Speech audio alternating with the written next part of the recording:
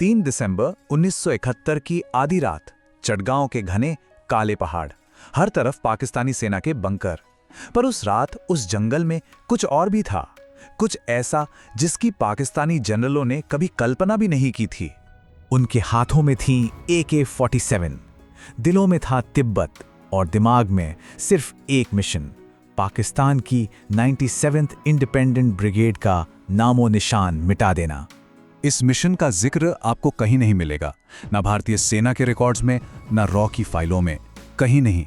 लेकिन जो लोग वहां थे वो इसे भारत के इतिहास की सबसे साहसी, सबसे खुफिया और सबसे खतरनाक स्ट्राइक में से एक बताते हैं। Code name operation eagle. तो इस ऑपरेशन की कहानी को समझने के लिए हमें थोड़ा वक्त में पीछे जाना होगा, उस दौर में जब एक हार ने भारत को एक ऐसी सेना बनाने पर मजबूर कर दिया जिसके बारे में दुनिया को कभी पता नहीं चलना था। साल था 1962। चीन से मिली हार के बाद हजारों तिब्बती शरणार्थी अपना घर-बार छोड़कर भारत आए थे। ये वो लोग थे जिनका सब कुछ छिन चुका था और उनके दिलों में बदले की आग जल रही थी। तब प्रधानमंत्री जवाहरलाल नेहरू ने एक फैसला लिया, इन तिब्बती नौजवानों को हथियार और ट्रेनिंग दी जाएगी। 14 नवंबर 1962 को एक खुफिया फोर्स का जन्म हुआ, स्पेशल फ्रंटियर फोर्स यानी SFF। पर सबसे चौंकाने वाली बात यह थी कि इस फोर्स को ट्रेनिंग दे रही थी अमेरिकी CIA, क्योंकि उस वक्त अमेरिका और चीन दुश्मन थे और CIA इन तिब्बती लड़ाकों को गुरिल्ला युद्ध के लिए तैयार कर रही थी। ये कोई आम सैनिक नहीं थे। इन्हें सिखाया गया था कि कैसे परछाई की तरह दुश्मन के कैंप में घुसना है, कैसे बिना स्कोप के 200 मीटर दूर बैठे दुश्मन को ढेर करना है और कैसे बिना खाए पिए 40 किलोमीटर तक चलना है। अब साल था 1971। ये सीक्रेट आर्मी अब भारत की खुफिया एजेंसी रॉ के हाथों में थी और जब पूर्वी पाकिस्तान का संकट गहराया तो रॉ के दो सबसे शातिर दिमागों आरनकाव और ब्रिगेडियर सुजान सिंह उबान ने फैसला किया कि अब इस भूतों की सेना को अंधेरे से बाहर निकालने का वक्त आ गया है। मिशन था चटगांव में छिपी पाकिस्तान की 97वीं ब्रिगेड का सफाया करना। ये वो ब्रिगेड थी जो पूर्वी पाकिस्तान में सबसे ज्यादा जुल्म ढा रही थी। और प्लान इतना खतरनाक था कि सुनकर यकीन ना हो। पूरी खामोशी, कोई रेडियो सिग्नल नहीं, कोई हवाई मदद नहीं, कुछ भी नहीं। सोचिए, हर कमांडो की पीठ पर 30 किलो का बोझ, राशन, हथियार और कमीज के नीचे छिपा एक छोटा सा तिब्बती झंडा। ये उन्हें याद दिलाता था कि वे क्यों लड़ रहे हैं। वे भारत के लिए लड़ रहे थे, पर दुश्मन था पाकिस्तान और पाकिस्तान का दोस्त था चीन, वही चीन जिसने उनका देश छीना था।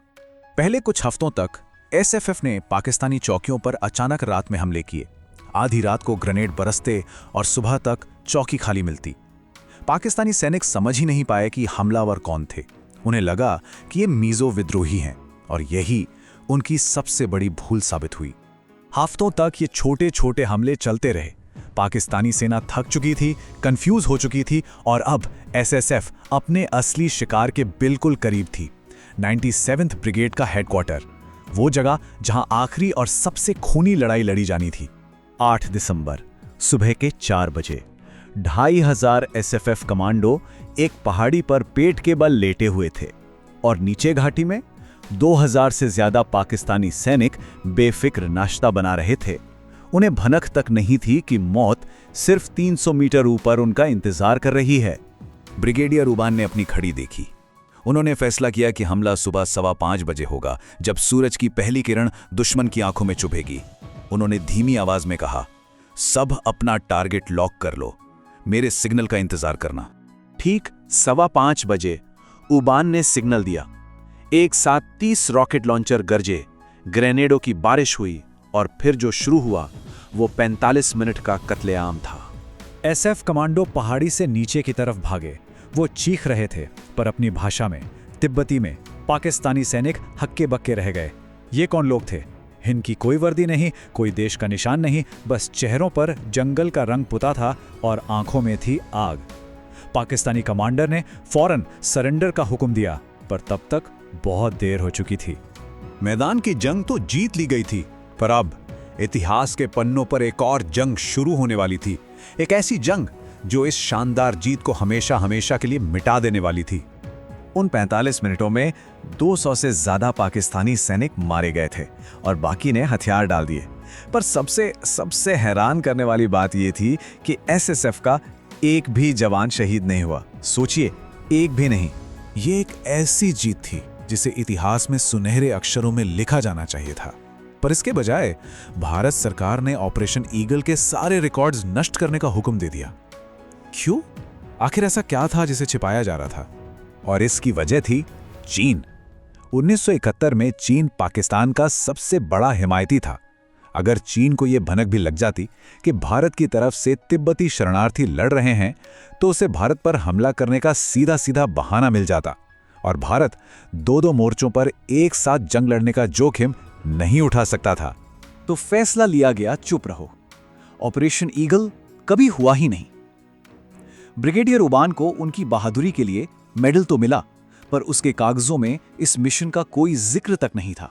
और एसएफएफ कमांडो, उन्हें ना कोई मेडल मिला, ना कोई सम्मान, ना कोई पहचान। तो उन 3000 बहादुरों का क्या हुआ जिन्होंने भारत को वो जीत दिलाई जिसे वो कभी अपना कह ही नहीं सके? क्या हुआ उन भूले बिसरे नायकों का? उनसे कहा गया कि वो इस बारे में कभी किसी से बात ना करें। एक पूर्व एसएसएफ कमांडो ने अपनी मौत से ठीक पहले अपने बेटे को बताया, हमने भारत के लिए वो किया जो कोई और नहीं कर सकता था, पर मैं अपनी कब्र में ये राज लेकर जा रहा हूं। आज भी एसएफएफ की ये यूनिट देहरादून के पास एक खुफिया बेस में ट्रेनिंग करती है। कहते हैं उनके बैरक में एक पोस्टर लगा है जिस पर लिखा है, हम भारत के लिए लड़ते हैं, हम तिब्बत का सपना देखते हैं। बस यही 2 लाइनें उनकी पूरी जिंदगी का सच हैं। लेकिन असली सवाल आज भी वही है, क्या आज का भारत उन तिब्बती कमांडोज को जानता है जिन्होंने 1971 की उस ऐतिहासिक जीत के लिए अपना खून बहाया था? शायद नहीं। और कभी-कभी सबसे बड़ी ताकत वही होती है जिसके बारे में कोई जानता ही नहीं।